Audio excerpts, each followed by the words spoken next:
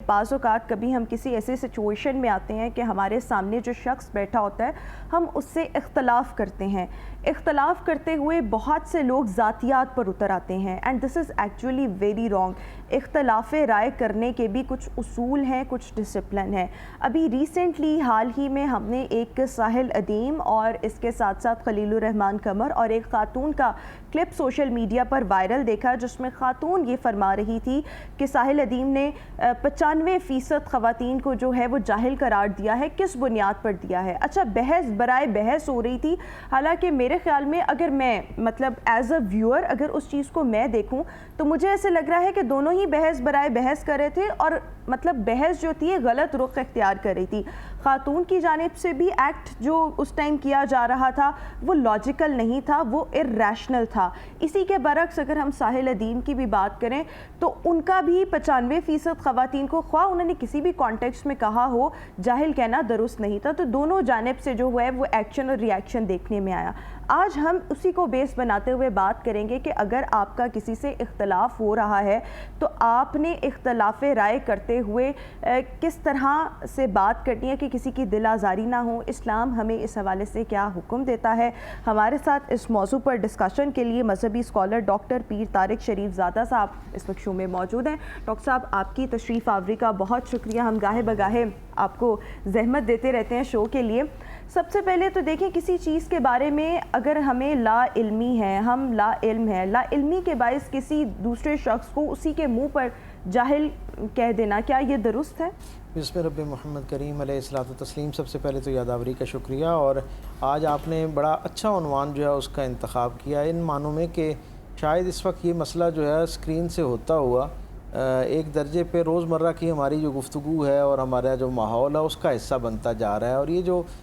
بحث جو ہے وہ تو یقیناً صحت افزا ایک ایکٹیویٹی ہے, ایک عمل ہے, اور اس سے ہمیشہ خیر برآمد ہوتا ہے. لیکن جب یہی بحث کج بیسی کا شکار ہونا شروع ہو جاتی ہے تو اس میں سے سارا خیر جو ہے وہ کافور ہو جاتا ہے, اڑ جاتا ہے, اور اس کے بعد پھر صرف دل آزاری رہ جاتی ہے, اور ایک دوسرے کے لیے ایک جسے بیڈ فیل ہم کہتے ہیں, ایک کدورت کے درجے پہ دل کے اندر جو ہے وہ ایک منفی تاثر جو ہے وہ رہ جاتا ہے. میں یہ سمجھتا ہوں کہ دین رحمت کا جو اس کے بارے میں اسلوب ہے وہ بڑا باکمال اور بے مثال ہے. اور خود کیونکہ دین جو ہے وہ سرکار دو عالم صلی اللہ علیہ وسلم کے مزاج کا نام ہے, یعنی دین کے بارے میں کوئی شخص جب جاننا چاہے تو اس کے لیے بہت آسان عمل یہ ہے کہ وہ رسول اللہ صلی اللہ علیہ وسلم کی زندگی کو دیکھے. اس زندگی کے اندر زندگی کے سارے تقاضے, ساری ضرورتیں, سارے احوال اس کے اندر موجود ہیں, اور نہ صرف احوال موجود ہیں بلکہ ان کے لیے ہدایت اور رہنمائی بھی موجود ہے. خود اللہ رب العزت کی طرف سے انسانوں کو یہ پہلی نصیحت اور تلقین یہ کی گئی کہ وقولوا للناس حسنا, کہ لوگوں کے ساتھ شائستگی کے ساتھ حسن کلام کے ساتھ جو ہے وہ گفتگو کی جائے, ان کے ساتھ انہیں مخاطب کیا جائے. اور رسول اللہ صلی اللہ علیہ وسلم کی زندگی ہمیں یہ بتاتی ہے کہ پوری زندگی کا احوال کتنا تفصیل کے ساتھ میسر ہے. یعنی انسانی تاریخ میں کسی اور شخص کی زندگی کا احوال, اس کی جلوت, اس کی خلوت, اس کی مجلس, اس کی تنہائی, اتنا تفصیل سے احوال موجود نہیں ہے. لیکن حضور کی زندگی کے اوپر ناقدانہ رائے رکھنے والے لوگوں سمیت 1500 سال کے اس پورے سیرت کے سفر میں کوئی ایک آدمی ایسا نہیں ہے جس نے یہ گواہی دی ہو یا یہ بات لکھی ہو کہ رسول اللہ صلی اللہ علیہ وسلم نے اپنے مخالفین سے مکالمے کے دوران اپنی آواز کو بلند کر لیا ہو, یا اپنے لہجے کے اندر وہ جو رعونت یا کبر کا ایک پہلو آتا ہے وہ آتا ہے کہ سرکار دو عالم کے ہاں تو بیزاری کا پہلو بھی نظر نہیں آتا. آپ دیکھیے نا کہ ابو قواشہ نام کا ایک یہودی حکیم ہے, مدینے کے نواح میں رہتا ہے اور بڑا متعصب ہے. 9 برس تک سرکار دو عالم کے پاس ہر اس دن جس دن زمانہ امن ہے, یعنی حضور مدینے سے باہر نہیں ہے, کوئی جنگ کا معاملہ نہیں ہے, کوئی بین الاقوامی ڈیلیگیشن نہیں آیا ہوا, جس دن حضور مدینے میں موجود ہے 9 برس تک روزانہ آتا ہے. اور اصحاب کہتے ہیں کہ ہمیں اس کا احوال اس انداز میں ہے کہ جب وہ سوق اللیل سے مدینہ مسجد نبوی کی طرف اسے ہم دیکھتے تو ہماری طبیعتوں میں کوفت آنا شروع ہو جاتی کہ اب حضور کے ساتھ آ کے کج بیسی کرے گا, حضور کا وقت برباد کرے گا. وہ آتا ہے اور ہمیں اس کے سوالات تک یاد ہوتے تھے, یعنی اس نے اب اس کے بعد اگلا سوال کیا کرنا, اور روزانہ کی یہ مشق ہے. اصحاب کہتے ہیں کہ رسول اللہ صلی اللہ علیہ وسلم کا کیا کمال ظرف ہے کہ آپ کے سامنے وہ جتنی مرتبہ آ کے وہ سوال کرتا، ہمیں سوال یاد ہو چکے تھے تو یقیناً حضور کے حافظے کا بھی حصہ تھے، لیکن حضور اس کے ہر سوال کو وہ جو ایک سماعت کا احترام ہے نا، اسے سننے کی جو ایک تعظیم ہے اسے بجا لاتے ہوئے پوری توجہ کے ساتھ اس کا سوال اس طرح سنتے جیسے پہلی دفعہ سن رہے ہیں، اور جب تک اس کی بات مکمل نہ ہو جاتی اس وقت تک اس کی بات کو ٹوکتے نہیں تھے۔ تو یہ جو بات کو ٹوکنا ہے، اس پہ مجھے یاد آیا کہ خود سرکار دو عالم صلی اللہ علیہ وسلم کے زمانے کے اندر ایک صحابی نے دوسرے صحابی کو پکارا اور پوچھا کہ تم کہاں ہو؟ وہ ابھی اپنی بات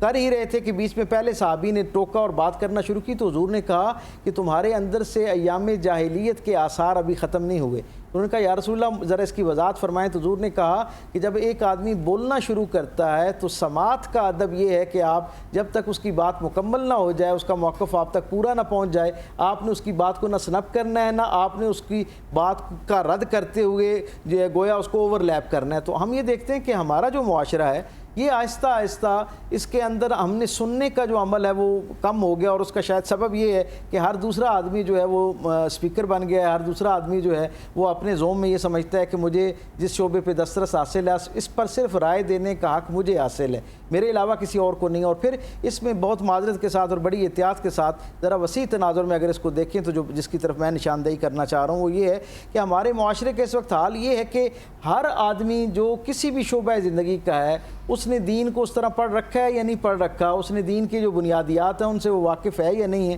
لیکن کیونکہ اسے گفتگو کا ملکہ آ گیا ہے، اسے میڈیم اویلیبل ہے، اس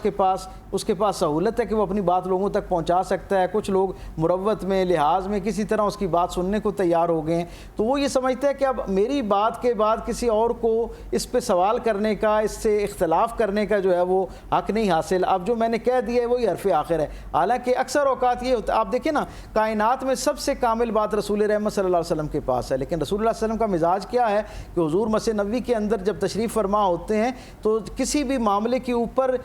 دعوت فکر دیتے ہیں، لوگوں کو رائے کے لیے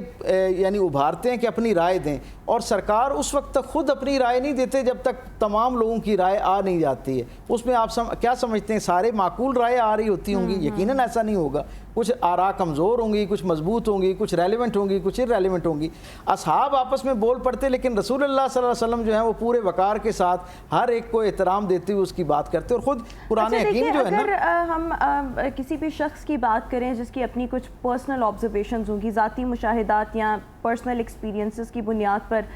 بغیر کسی تصدیق کے کسی بھی معاشرتی اکائی کو علل اعلان جاہل کہہ دینا، علل اعلان آپ کسی کو جاہل کہہ دیتے ہیں، تو کیا یہ ایک درست عمل ہے کیونکہ آپ کا ایک پرسنل ایکسپیرینس تھا؟ اس کا بہت سادہ سی بات یہ کہ یہ نہ صرف یہ کہ انتہائی غیر ذمہ دارانہ بلکہ بہت معذرت اور احتیاط کے ساتھ یہ رویہ کسی کو اس طرح سویپنگ سٹیٹمنٹ دے کے پورے ایک طبقہ زندگی کو جو ہے وہ جاہل قرار دے دینا، یہ خود ایک جاہلانہ رویہ ہے۔ یعنی آپ یہ دیکھیں کہ اس سے کتنے کروڑ لوگوں کی دل آزاری ہوتی ہوئی نظر آتی ہے۔ آپ جس بھی پیرائے میں، جس پس منظر میں بھی یہ بات کر رہے ہیں، میں نہیں سمجھتا کہ گفتگو کے آداب اور ایک بین الاقوامی ایک نیشنل نیٹ ورک کے اوپر بیٹھ کر آپ کو اس انداز میں بات کہنی چاہیے جس سے یعنی معاشرے کا 51% طبقہ جو ہے اس کے بارے میں گویا آپ ایک انتہائی ایک دل آزاری کا باعث بن رہے ہیں۔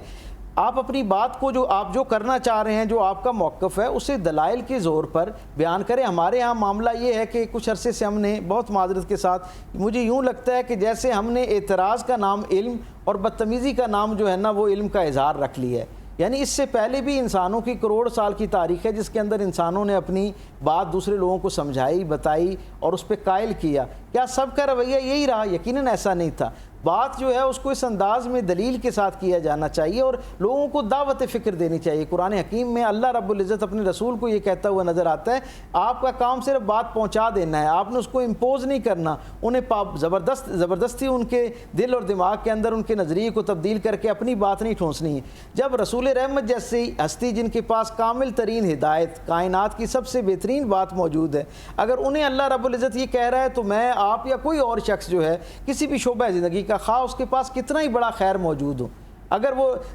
اسے منتقل کرنے کے لیے رسول اللہ صلی اللہ علیہ وسلم کے آداب کو اپنی زندگی میں شامل نہیں کرتا تو وہ دین کے بالخصوص ابلاغ کا حق ادا نہیں کر سکتا، کیونکہ اللہ کے رسول صلی اللہ علیہ وسلم کی وحی میں دلی زبان سے ہم تک یہ خبر پہنچی ہے۔ عام لوگوں کے لیے بھی اس میں پیغام ہے، اور جو مبلغین ہیں، جو دین کی تبلیغ کرنے والے ہیں، جو اپنے ذوم میں یہ سمجھتے ہیں کہ شاید ہم دین کی خدمت کر رہے ہیں، ان کے لیے تو اس کے اندر بہت بڑی تنبیہ موجود ہے۔ اللہ کے رسول نے فرمایا کہ جو شخص نرم خوئی سے محروم کر دیا گیا، یعنی شائستہ گفتگو سے محروم کر دیا گیا، وہ سارے خیر سے محروم کر دیا گیا۔ تو اگر میں اپنی نرم خوئی کو اس سے محروم ہونے کے بعد سارے خیر سے محروم ہو جاتا ہوں تو مجھ سے کسی اور تک خیر کیسے پہنچ سکتا ہے؟ وہ کفار مکہ جنہوں نے 13 برس رسول اللہ صلی اللہ علیہ وسلم کو مکے کے اندر اذیتیں دیں، حضور کی ہجرت کے بعد بھی انہوں نے بغیر کسی سبب کے ان کا غصہ ٹھنڈا نہیں ہوا، ان کا تیش ختم نہیں ہوا، اور انہوں نے حضور پر بار بار حملے کیے، اور 8 سال مسلسل حضور کو مدینہ شریف کے اندر بھی اتنی تکلیف اور اذیت میں رکھا۔ جب فتح مکہ ہوتی ہے تو اللہ کے رسول کے لہجے کے اندر کس درجے کی شائستگی نظر آتی ہے، اور جو انفرادی درجے پہ اللہ کے رسول سے مخاطب ہوتا ہے حضور اس کو اس کی کنیت سے، عربوں کے ہاں کسی کو جب عزت دینا ہوتی، اسے احساس تکریم دینا ہوتا، احساس تحفظ دینا ہوتا، تو اسے اس کی کنیت سے پکارا جاتا ہے۔ یہ عربوں کے ہاں عزت کی ایک علامت تھی۔ اللہ کے رسول وہ لوگ جنہوں نے حضور کی ہجوم میں، حضور کی شان میں گستاخی کرتے ہوئے پورے دیوان مرتب کر رکھے تھے، سہیل بن عمر جیسے لوگ، سرکار دو عالم صلی اللہ علیہ وسلم کو جب پتہ چلا کہ اس نے اپنے گھر میں اپنے آپ کو پابند کر لیا، یہ وہ آدمی تھا جو بدر کے مقام پہ جب قیدی ہوا تو حضرت عمر فاروق نے کہا کہ میں اس کی گردن اتار دوں کیونکہ باقی لوگوں نے آپ کی شان میں گستاخی کی ہے۔ اس کا عالم یہ کہ اس نے پورا دیوان مرتب کر رکھا، آپ تصور کریں کہ کتنی زیادہ اس نے گستاخی کی ہوگی، اور کہا کہ اگر آپ اس کی جان بخشی کرتے ہیں تو مجھے اجازت دیں میں اس کے 2 دانت توڑ دوں،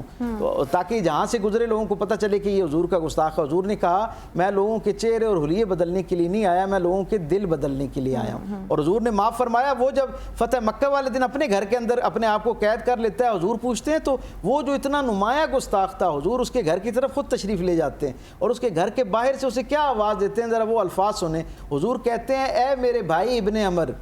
یعنی وہ آدمی جو اتنی بد تہذیبی کر رہا تھا، حضور اس کو جواب میں کیا کہہ رہے ہیں؟ اے میرے بھائی ابن عمر، یہ کہہ کہ تمہارا بھائی تم سے ملنے کو مشتاق ہے، اور پھر وہ باہر آتا ہے اور حضور کے ساتھ اللہ اس کے دل کو بدل دیتا ہے اور حضور کے ساتھ جڑ جاتا ہے۔ میں نے ابھی ابو قحافہ کی مثال آپ کو دی، 9 برس تک وہ حضور کے ساتھ مخالفت کرتا رہا، کج بیسی کرتا رہا، اصحاب کوفت کا شکار ہو جاتے، اور آخری دن تو عجیب معاملہ ہوا، فتح مکہ ہو چکی ہے، ریاست مدینہ قائم ہو چکی ہے، حضور ایک سربراہ مملکت ہیں، لیکن حضور کا اس کے ساتھ مکالمے کا درجہ کیا ہے کہ آج بھی لہجے میں کوئی کرختگی نہیں ہے، سختی نہیں ہے۔ بین الاقوامی ڈیلیگیشن حضور سے ملنے کے لیے آ رہے ہیں، قبائل کے سربراہان ملنے کے لیے آ رہے ہیں، ایک حکمت عملی بین الاقوامی سطح کی ترتیب دے رہی ہے۔ جب وہ آتا ہے حضور اولیت دیتے ہوئے اس کی بات سنتے ہیں، اس کے ہر سوال کو اسی تکرار کے ساتھ وہ جو کر رہا ہے اسے پوری جسے کہتے ہیں شائستہ مزاجی کے ساتھ حضور اس کو سنتے ہیں، اور پھر کیا ہوتا ہے 9 سال کے بعد وہ آدمی ایک دن ایسی کج بیسی کرتے ہوئے باہر نکلتا ہے اور مسجد نبوی کے صحن میں حضور کی طرف رخ کرتے ہوئے پیشاب کر دیتا ہے۔ اصحاب دوڑتے ہیں، حضور سب کو روک دیتے ہیں اور اپنے ہاتھ مبارک سے وہ جو گیلی ریت ہوتی ہے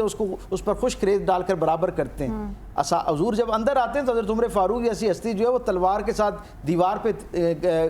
مٹی کی جو دیوار ہے اس کے اوپر اپنی تلوار مارتے ہیں اور کہتے ہیں یا رسول اللہ، آپ نے اس اللہ اور اللہ کے رسول کے دشمن کو ہمارے ہاتھ سے کیوں جانے دیے؟ تو حضور نے کہا کیا تم اللہ اور اس کے رسول کے بارے میں مجھ سے زیادہ غیرت مند ہو سکتے ہو؟ لیکن میں نے اس لیے اس کے ساتھ اختلاف نہیں کیا، اس نے سلوک اس کے ساتھ کیا کہ اس کی داڑھی میں میری داڑھی سے چند بال زیادہ سفید ہے۔ یہ اصحاب نے بھی سنا، اور تھوڑی دیر کے بعد اصحاب نے دیکھا کہ ایک آدمی جو ہے اس نے چادر اوڑھی ہے اور حضور کے پاس آ رہا ہے، اور وہ کہتا ہے میں 9 برس تک کج بیسی کرتا رہا اور ہر روز مجھے آواز آتی کہ یہ بہترین آدمی ہے اور اعلیٰ ظرف آدمی ہے، لیکن آج مجھے پتہ چلا کہ یہ ظرف کسی عام آدمی کا نہیں ہو سکتا، یہ یقیناً کسی اللہ کے نبی کا ہو سکتا ہے۔ اس اعلیٰ درجے کا جو جسے کہتے ہیں نا برداشت کا مظاہرہ، حسن سلوک، اور پھر سرکار کی اپنی سارے مکالمے میں ہمیں کوئی ایک فکرہ ایسا کرخت نظر نہیں آتا۔ یہ دیکھیں یہ تو ہماری تعلیمات ہیں، لیکن دیکھیں اگر ہم علمی بنیاد کی بات کریں، کوئی بھی شخص علمی بنیاد پر جس کے پاس زیادہ علم ہے وہ خود کو معتبر سمجھ رہا ہے، خود کو دوسروں سے اوپر بالاتر سمجھ رہا ہے اور دوسروں کو کمتر سمجھ رہا ہے، یہ کیسا عمل ہے؟ یعنی علمی بنیاد پر کہ میرے پاس زیادہ علم ہے تو غرور اور تکبر کرنا۔ کیا خوبصورت بات مجھے یاد آئی، آپ کے سامعین و ناظرین کی بھی نظر کرتا چلوں۔ جناب علی کرم اللہ وجہ الکریم کے پاس ایک شخص آیا، اس نے کہا ہم نے اللہ کے رسول سے ایک دعا سنی ہے، اللہم انی اسألک علما نافعا، اے اللہ میں علم نافع عطا کر، نفع والا۔ تو کہا ہم تو ہر علم کو نافع سمجھتے تھے، تو کیا اس کا مطلب یہ ہے کہ کوئی علم غیر نافع بھی ہوتا ہے؟ تو کہا ہاں علم غیر نافع بھی ہوتا ہے۔ کہا اس کی علامت کیا ہے؟ یہ تو بڑا حساس معاملہ ہے، ہم تو ہر علم کو قبول کیے جا رہے تھے، تو ہمیں کیسے پتہ چلے گا کہ علم نافع کون سا اور غیر نافع؟ کیا کمال آپ نے جواب دیا، آپ نے فرمایا ہر وہ علم اپنے اندر کتنی خوبی رکھتا ہو، اگر اس کے حاصل کرنے کے بعد تمہارا علم جو ہے وہ نہیں بڑھ رہا تو وہ علم غیر نافع ہے۔ اگر علم بڑھ رہا ہے تو وہ علم نافع ہے، اور اگر علم نہیں بڑھ رہا تمہارے اندر عاجزی نہیں بڑھ رہی، تمہارے لب و لہجے کے اندر شائستگی کا معیار پہلے سے زیادہ بہتر نہیں ہو رہا، تو اس کا کیا مطلب ہے؟ اس کا مطلب یہ ہے کہ وہ تمہارے اندر کبر پیدا کر رہا ہے، اور ہر وہ علم جس سے آپ کو کبر پہنچ رہا ہے، خواہ وہ کتنا ہی ساری مخلوق کے لیے خیر کا باعث ہو، آپ کے لیے علم غیر نافع ہے۔ تو جو علم کے ساتھ وابستہ لوگ ہیں، میں یہ سمجھتا ہوں ان کی پہلی تربیت کا تقاضا یہ ہے کہ آپ کے اندر جہاں اپنی بات کرنے کا شعور پیدا ہو جائے، اس کے بعد اس کے ساتھ ہی پہلا تقاضا یہ ہے کہ آپ اپنی بات کے اوپر اختلاف رائے کے لیے بھی اپنے اندر ایک گنجائش پیدا کریں۔ ہر نعمت کا ایک زکوٰۃ ہوا کرتی ہے، اور علم کی زکوٰۃ یہ ہے کہ اس سے ہٹ کر لوگوں کی رائے جو ہے اسے قبول کرنے کے لیے اپنے اندر ظرف پیدا کیا جائے۔ بالکل ٹھیک۔ اچھا، اسلام میں جو عصبیت ہے اس کا کیا تصور ہے؟ ایک یہ چیز، اور کیا چھوٹی چھوٹی باتوں کو لے کر خود کو صاحب علم سمجھنے والا شخص کا تکرار کرنا، یعنی کہ کسی کے پاس علم ہے اور وہ بار بار تکرار کرتا ہے، ٹوکتا ہے، تو یہ کیسا عمل ہے؟ آپ یہ دیکھیں، حضرت امام جعفر صادق رضی اللہ تعالیٰ عنہ جو ہیں، ان کا 3 ماہ پہلے سے اعلان ہونا شروع ہوا کہ ایک مجلس میں تشریف لائیں گے آخری عمر کے حصے میں، اور ساری دنیا مشتاق تھی کہ آج جمعہ ان کے پیچھے پڑیں گے۔ جمعہ ختم ہو گیا، اس کے بعد سوالات جوابات کی نشست ہوئی۔ لکھنے والوں نے لکھا کہ 100 کے قریب سوالات ان سے کیے گئے، جن کے جواب میں سے 92 کے جواب پر انہوں نے کہا لا ادری، مجھے اس کا صحیح علم نہیں ہے۔ اتنا بڑا علم کا خزانہ، جسے شرق تا غرب سارے دنیا جس کے علم سے مستفید ہو رہی ہے، جس کے علم کا فیض آج بھی دنیا کے اندر لوگوں کو مل رہا ہے، اور مسلمز کے علاوہ نان مسلم سائنٹسٹ جو ہیں وہ بھی ان سے، یعنی ایک ایسی ہستی جس کے مکتب کے اندر ابو علی سینا جیسے لوگ بیٹھ کے اکتساب فیض پانے والے ہیں، جنہوں نے دنیا میں سائنس کے اندر پھر بہت کارہائے نمایاں کیے، ایسی ہستی جو ہے وہ عمر کے اس حصے میں جہاں ان کی بزرگی مسلمہ ہو چکی ہے، جہاں ان کا علم جو ہے وہ اس پر ساری دنیا قائل ہو چکی ہے، وہ 100 میں سے 92 سوالات کے جوابات میں کہتے ہیں مجھے اس کا صحیح علم نہیں ہے۔ تو اپنے اندر اس درجے کی عاجزی جب پیدا ہو جاتی ہے تو پھر آپ کے علم میں اللہ تعالیٰ تاثیر پیدا کرنا شروع کر دیتا ہے، برکت آنا شروع ہو جاتی ہے، اور پھر آپ کا علم لوگوں کے لیے نفع رسانی کا ذریعہ بن جاتا ہے۔ معذرت کے ساتھ ہمارے معاشرے کے اندر اس وقت علم کے نام پر جتنی لا علمی پھیلائی جا رہی ہے اور جہالت پھیلائی جا رہی ہے، اس کا ایک بہت بڑا میڈیم ہمارے ہاں احترام اختلاف کی تربیت نہ ہونا ہے۔ یعنی میں کیوں یہ تصور کروں کہ اگر میرا معاشرے کے اندر ایک تشخص کسی انداز میں بنتا جا رہا ہے ایک صاحب علم آدمی کا، تو کیا صاحب علم آدمی ہونے کے لیے ضروری ہے کہ میں دنیا کے باقی سارے صاحبان علم جو ہیں ان کی نفی کرنا شروع کروں؟ یعنی میرے شعبے میں میرے علم کے لیے کیا یہ لازم ہے کہ مجھے باقی سارے صاحب علم لوگ جو ہیں صاحبان علم ہیں ان سب کی نفی کروں گا تبھی مجھے صاحب علم تصور کیا جائے گا؟ ایک تو یہ بات۔ دوسرا، ہمارے ہاں یہ جو لوگوں کو چونکانے کی ایک وہ آ گئی ہے نا، اور میڈیا کے اندر ایک ریٹنگ کا جو تصور آ گیا، اور پھر سوشل میڈیا نے جس طرح اس کے بنیادی آتاب اور کرینے سلیقے جو ہیں ان سے ہمیں محروم کر دیا ہے، میں یہ سمجھتا ہوں کہ یہ اس سے خیر کا شاید ہی کوئی پہلو نکلتا ہو۔ ایک بڑی تعداد میں اس سے لوگ معاشرے کے اندر اسی انداز میں ریئیکٹ کرنا سیکھتے ہیں، اور پھر یہ جو رویہ ہے ہمیں لگتا ہے یہ ایک چھوٹی سی اسکرین کے اوپر ہمیں نظر آ رہا ہے، ہمارے موبائل یا دیگر گیجٹس پہ نظر آ رہا ہے، ٹیلی ویژن اسکرین پہ نظر آ رہا ہے، لیکن یہ جب چند سال تسلسل کے ساتھ مین اسٹریم میڈیا میں ایسے لوگ مکالمہ کرتے رہتے ہیں اور اس انداز میں مکالمہ کرتے رہتے ہیں، میں ان کے دلائل پہ بات نہیں کر رہا، دلائل کا ہر ایک آدمی کا اپنا استحقاق ہے، اور یہ دنیا بھر کے ویورز کا استحقاق ہے کہ وہ اس کے بارے میں خود رائے قائم کریں۔ میں صرف ان دلائل کو ڈسپلے کرنے کا جو معاملہ ہے، انہیں بیان کرنے کا جو انداز ہے، میں اس پہ بات کر رہا ہوں کہ اس حوالے سے یہ رویہ، یہ جو ہمیں یہاں پر ایک بدتمیزی نظر آتی ہے شام کے ٹاک شوز کے اندر، ریلیجس ڈیبیٹس کے اندر، ہم دیکھتے ہیں کہ یعنی رمضان المبارک کے اندر بھی ایک بڑی تعداد چینلز کی ایسی ہے جہاں پر ان اینکرز کی ہمیں ایک کوشش نظر آتی ہے کہ جیسے کوئی اختلاف رائے پیدا کرنے کے لیے، ایک بحث کو گرما گرم کرنے کے لیے جو ہے نا وہ ایک تنقیدی بات کی جا رہی ہے۔ ایک آخری سوال پھر اس کو سم اپ کرتے ہیں کیونکہ میرے پاس صرف 2 منٹ رہ گئے ہیں۔ اگر میں آپ سے یہ جاننے کی کوشش کروں کہ اختلاف رائے کے اصول جو اسلام نے ہمیں بتائے ہیں، آپ کسی سے اختلاف ضرور کریں لیکن اس کے بھی کچھ اصول ہوں گے نا جو ہمیں اسلام نے، کیونکہ دین اسلام تو ایسا مذہب ہے جس نے ہر چیز کے بارے میں رہنمائی کی ہے، کیا اصول بتائیں کوئکلی، اس کو 1 منٹ کے اندر بتائیں۔ بہت سادہ سی بات ہے۔ سب سے پہلی بات تو یہ ہے کہ آپ کسی کے ساتھ کسی درجے کا مکالمہ کریں، آپ کا سامنے آپ کی بات سے 100% اتفاق کر رہا ہو یا 100% اختلاف کر رہا ہو،